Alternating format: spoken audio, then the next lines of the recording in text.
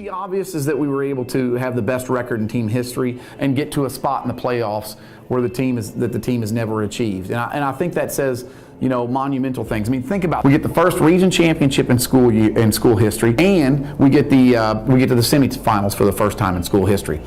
This season, the Centennial football team etched its name into history. But for many, the season started long before the opening kickoff in August. We worked hard in the off-season back in the spring, and then summer workouts hit the first week and had summer camp up in Kentucky. The Cougars played 3 preseason scrimmages, fine-tuning for a big opening night game against crosstown rival Franklin. Yeah, it was a good game. For me, it was my first start ever as a varsity player, so I had a lot of nerves going into the game. But once the game got on, playing with my brothers, it just felt good, and felt good to go out and beat Franklin. Following a dominant win over Franklin, confidence was high going into a marquee matchup with the Independence Eagles. I was feeling really good about the game, and we just came in, did not execute worth a darn from the beginning, and just went flat. The blowout loss to the Eagles was a humbling experience for the team, and it redirected the focus for the rest of the season. We came pretty high on ourselves, going into that game. We knew Independence was a great team. I'm glad we got beat because it showed us our character through adversity and stuff like that, and it made us a better team, and also humbled ourselves. After the loss to Independence, the team responded well against Dickson County. However, they lost starting quarterback Blake Lovell in the process. It was very interesting. We had a little bit of what we call musical quarterbacks at the beginning of the year. So, we went with a quarterback that had played there before as a sophomore and a freshman. We felt like that was our best chance to win given the injury situation that was happening. And Brett Tavo, our quarterbacks coach, did an awesome job of putting together a game plan that could be successful and for us to be able to win that. Whoever was going to play quarterback, we were going to support no matter what. And Centurion was just the man at that point. That's just the way it kind of fell into place, and he came in and gave us a huge win against Ravenwood.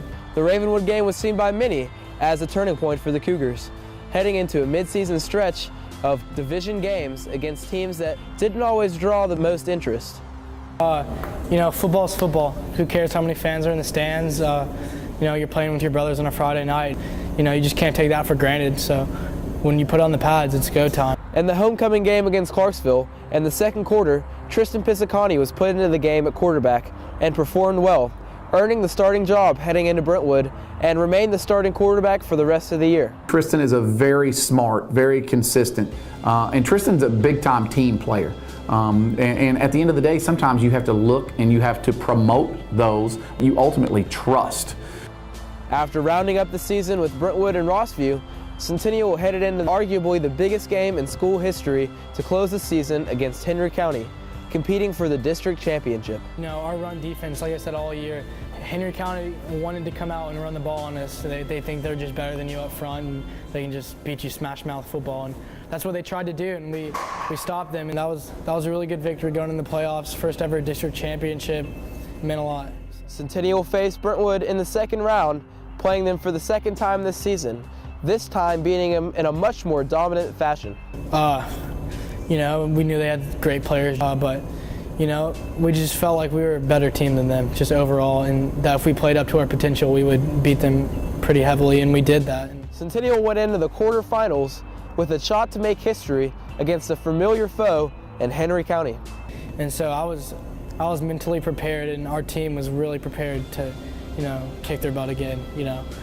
They thought they were all that in a bag of chips, and they still thought that even after we beat them the first time. And that was a really meaningful game, the last one I'll ever play out there on the Cougar field. So it's a huge victory.